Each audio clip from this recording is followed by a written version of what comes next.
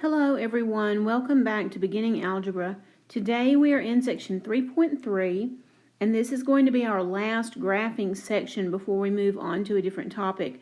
And so today we're talking about the slope of a line. So first I'm going to tell you what we mean by slope, and we're going to look at some graphs and determine the slope of a line by looking at the graph. And then I'll show you how to find the slope of a line if you're given 2 points. So we'll talk about the slope formula, and then I'll show you how to take the equation of a line and find the slope just by looking at the equation and maybe doing a little bit of rearranging of the terms. So here we go. So first of all, what we mean by slope is the steepness of the line as viewed from left to right. This line is going uphill as we look from left to right, so this line would have a positive slope. This line is slanting downhill as we look from left to right, so this line would have a negative slope. The flatter a line is, the closer to zero its slope will be. So a line that's going uphill very fast will have a large positive slope, and a line that's going downhill very fast will have a large negative slope. Now, slope can be thought of as rise over run. So we always see slope represented either in a fraction form or in an integer form where the denominator is understood to be 1. But we never see slope represented in a decimal form because we want to be able to visualize it as rise over run. So if you're looking at the graph of a line, what you want to do is choose 2 convenient points on the line, and we'll call these points here P and Q. And you want to determine the vertical distance from Q to P and then the horizontal distance from Q to P. So the vertical change is what we mean by rise. The horizontal change is what we mean by run. So here I have a line for us, and we have 2 points labeled Q and P, and let's see if we can determine the slope. So remember, slope is rise over run. So you just want to choose one of the points and count how far it is vertically from one to the other. So we'll go straight up. So starting with the point Q, we have to go up 1, 2, 3, 4, 5. And that means that the rise is 5. And then to get from here to the point P, we have to go across 1, 2, 3. So that means that the run is 3. And overall, we would say that the slope is 5/3.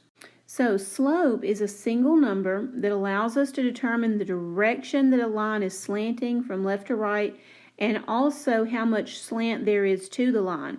So by looking at this one number, I know that the line is going up from left to right because the slope is positive. I also know that every time the line goes up 5 units, it moves to the right 3 units. Now let's do example 1 together. So we'll find the slope of the line that you see graphed here. And they've labeled 2 points for us. We have the point P and the point Q. Now I want you to keep in mind that you actually can count rise and run from either point that you think is convenient. The catch is that you need to start with the same point each time. So if you start counting the rise from point P, you need to also count the run starting from point P. So let's do that here. We will start with point P, and we'll say slope is rise over run. So from point P to point Q, what is the vertical change? Well, we actually have to go down. So that means the rise is going to be negative. So the rise from P to Q is negative 1, 2, 3, 4. So rise is negative 4. Now from here, the horizontal change is the run. So again, starting from the point P, the run is to the right. So it's positive 1, 2, 3, 4. And so we see that slope is negative 4 over 4. Now anytime you can simplify the slope, you should do that. So negative 4 over 4 reduces to negative 1. And the understood denominator here is a 1.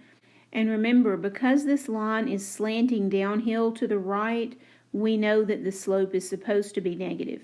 Now let's calculate this slope again, only this time let's start with point Q. So again, we know that slope is rise over run. So from point Q, the rise will be 1, 2, 3, 4, and we're going up, so that's a positive 4. And the run this time will be to the left, so our run is going to be negative. So the run is going to be negative 1, 2, 3, 4. And so positive 4 divided by negative 4 is going to be negative 1. Again, just like it was when we started with point P. So again, you can start counting rise over run from either point.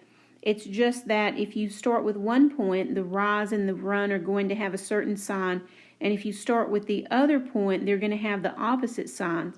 But it doesn't really matter because the overall quotient will come out the same either way. Now, because a line is straight, its slope is the same between any 2 points. So it doesn't matter which 2 points you choose. You can choose any 2 points that you can identify. And again, it doesn't matter whether we start with P and go to Q or whether we start with Q and go to P, as long as we do it the same way for both rise and run. Now, we can translate this method of counting slope into a formula by labeling the coordinates of each point. What we'll do is we'll call the coordinates of the first point x sub 1, comma, y sub 1. So the sub means subscript, and you can see here that the 1 is a little lower than the regular type of the x and the y. So again, this is x sub 1 and y sub 1. And the 1 just means that these are from the first point. Now the second point we'll label x sub 2, comma, y sub 2. And so of course here the 2's mean that this is the second point. So rise is going to be y sub 2 minus y sub 1. So that's going to give us the change in the vertical coordinates. And run is going to be x sub 2 minus x sub 1. So that's going to give us the change in the horizontal coordinates. Now in algebra, the slope is designated by the letter M. And that's because it was a French mathematician who first came up with the idea of slope, and the French word for slope starts with M. So it just came to be a thing that slope is always designated by the letter M. So our idea of slope being equal to rise over run becomes M equals y sub 2 minus y sub 1, which is just the rise, over x sub 2 minus x sub 1, which is just the run. So we still have here the idea of slope being rise over run. Now keep in mind that the subscripts on the x and the y are just labels to help us remember which number came from the first point and which number came from the second point. These are not exponents, so don't treat them like exponents. Make sure and write them lower than the variable, and remember they're just labels.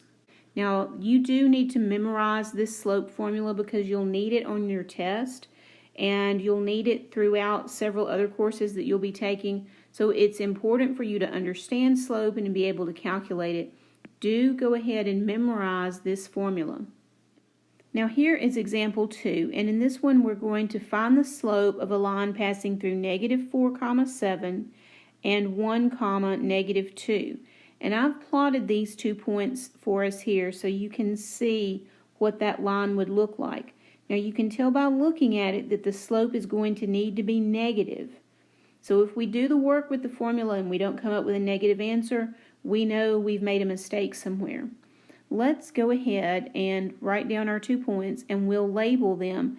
This is the first point, so I'm going to label this x sub 1 and y sub 1. This is the second point, so I'm going to label these coordinates x sub 2 and y sub 2. So now let's write down our formula.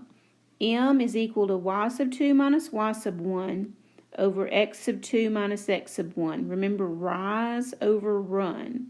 So now let's just put the numbers from our points into their place in the formula.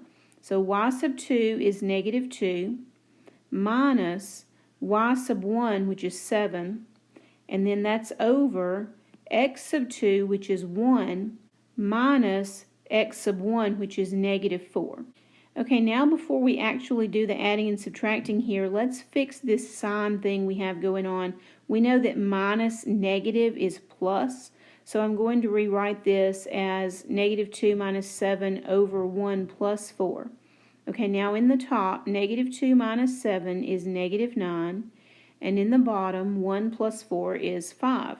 So our slope has come out negative 9 over 5. And that looks reasonable. So let's count here. If we start with this leftmost point and count rise over run, the rise would be negative 1, 2, 3, 4, 5, 6, 7, 8, 9, and the run would be positive 5. 1, 2, 3, 4, 5. So that looks good. Okay, now let's find the slope of a line passing through negative 9, negative 2, and 12, 5. So negative 9, negative 2 would be here, and 12, 5 would be here, and there's the line that goes between those 2 points. Okay, let's go ahead and label our coordinates. This is the first point, so we'll call it x1, y1, and this is the second point, so we'll call it x2, y2. And now let's copy down our slope formula again and put the coordinates into their place in the formula. So y2 is 5 minus y1, which is negative 2, over x2, which is 12, minus x1, which is negative 9. And now wherever we have minus negative, let's change that to plus. So we're going to end up with 5 plus 2 over 12 plus 9. Now 5 plus 2 is 7, and 12 plus 9 is 21. And notice that this fraction can be reduced because both of these numbers can be divided by 7. So 7 over 21 will reduce to 1 over 3. So our slope is 1/3. And this is definitely something you need to remember to check for. A lot of students miss the slope because they forget to reduce, so they'll miss a few points here and there. Always remember, anytime your answer to any problem is a fraction, you have to train yourself to look at that fraction and see if it can be reduced. So a slope of 1/3 means we should be able to start anywhere on the line, rise 1 and run 3, and then still be on the line. And you can see that's what happens here. So if I start right here, if I rise 1 and run 3, I do end up back on the line. Now, we've said it a couple of times already, but I do want to point out again, a line with a positive slope rises or slants upward from left to right, like this one. And a line with a negative slope falls from left to right, so it slants downward from left to right. It is really important for you to be able to just look at a line and instantly know whether its slope is positive or negative. So please do keep that in mind as you're working with these slopes. Okay, now let's find the slope of a horizontal line. So we want to find the slope of the line passing through negative 5, 4 and positive 2, 4. And you can see that would be a horizontal line.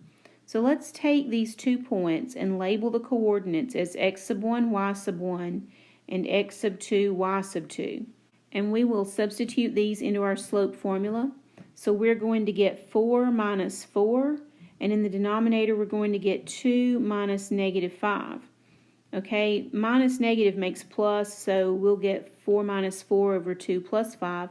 But look at the top here. 4 minus 4 is 0, and 2 plus 5 is 7. So 0 divided by any number is always just going to be 0. So the slope of our horizontal line is 0, because if there's no rise, then it doesn't matter what the run is, the line is flat. So because horizontal lines do not rise at all, the slope of every horizontal line is 0. Now let's look at example 4. This time they're asking us to find the slope of a line passing through 5, 2 and 5, negative 4. So the point 5, 2 would be here, and the point 5, negative 4 would be here, and you can see that a line that goes through both of these points would have to be a vertical line. So we want to find the slope of this vertical line. So let's go ahead and label our points x sub 1, y sub 1, and x sub 2, y sub 2. Now the slope formula says y sub 2 minus y sub 1 over x sub 2 minus x sub 1. So that's going to be negative 4 minus 2 over 5 minus 5. Now in the top, negative 4 minus 2 makes negative 6. But in the denominator, 5 minus 5 makes 0.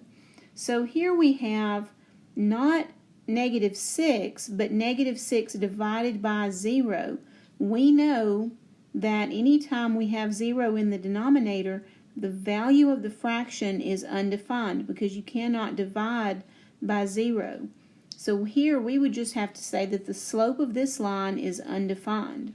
Now because vertical lines have a run equal to 0, the slope of every vertical line is undefined.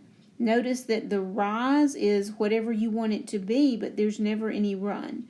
So that always gives you 0 in the denominator, so that always means that the slope of a vertical line will be undefined. So here you can see an example of each different type of slope. A line that is slanting uphill to the right has a positive slope. A line that is slanting downhill to the right has a negative slope. A line that is completely flat, or in other words, a line that is horizontal, has a slope of 0. And a line that is vertical has an undefined slope. Now here is a really handy thing to know. When a linear equation with two variables is solved for y, the coefficient of the x term always represents the slope. So here is a linear equation, and you see that it is solved for y. In other words, the y is isolated. And the coefficient of the x term is negative 3. So that tells me that if we graph this line, the slope of this line will be negative 3.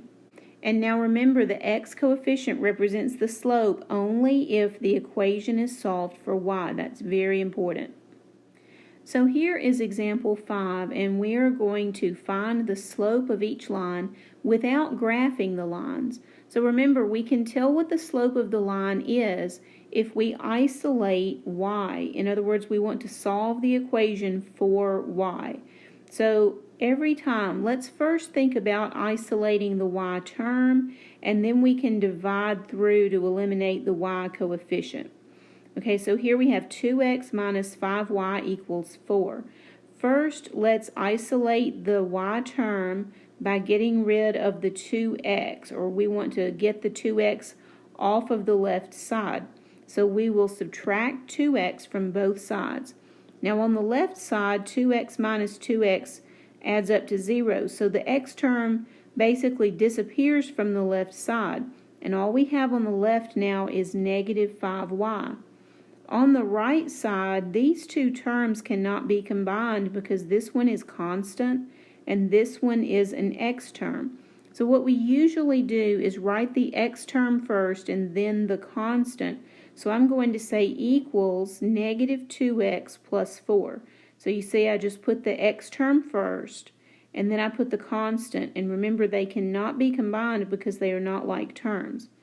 Okay, now remember our goal was to isolate the y. So now I want to eliminate this coefficient of negative 5. So I will divide both sides of the equation by negative 5. So I divide everything on the left by negative 5, and I divide everything on the right by negative 5. I've seen lots of students divide the x term by the coefficient, but they forget to also divide the constant by that coefficient. But remember, we're able to do this because of the multiplication property of equality. So if you divide the left side by negative 5, you also must divide the entire right side by negative 5. Okay, now on the left, the negative 5s are going to divide and equal 1, or in other words, we say they cancel out. So the left side will be just y. And now look at the right side. We'll handle these two terms separately.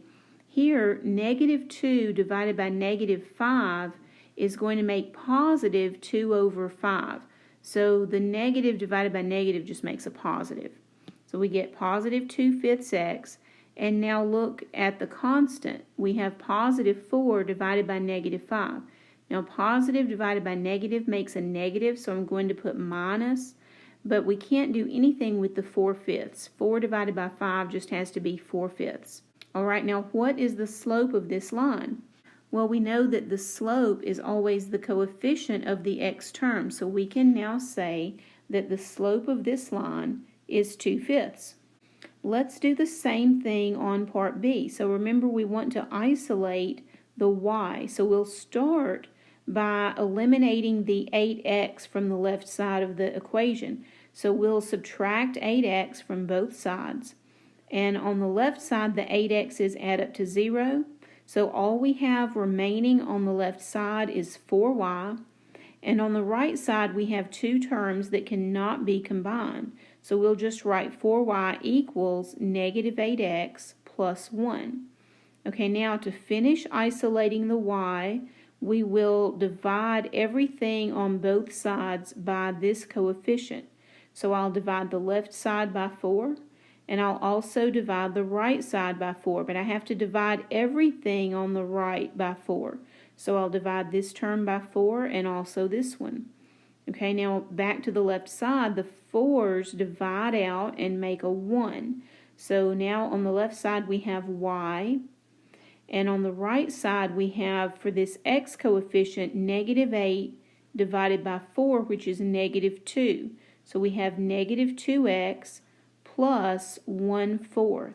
Okay, so now we know the slope is the coefficient of the x term. So the slope here is going to be negative 2.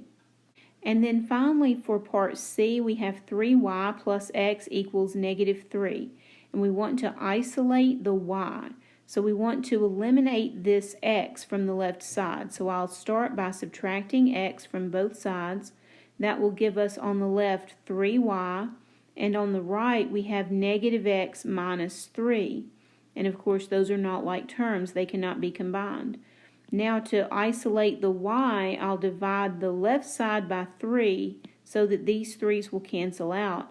And because I divided the left side by 3, I must also divide everything on the right side by 3. So I'll divide by 3 here and here. Okay, now these 3's divide out and make a 1. So we now have y equals, on the right side we have negative x over 3, and here we have minus 3 over 3, which just reduces to minus 1. Okay, now we're trying to find the slope, so now we need to know what is the coefficient of this x term.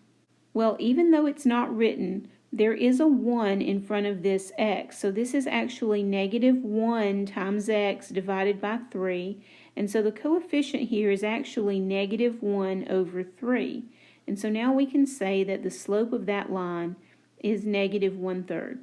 Now this is the end of what we're going to do with slope in this course, but in intermediate algebra you'll learn a little more about how to graph lines and some other things that you can do with slope. But for now we're going to leave it here, and I'll see you in the next section.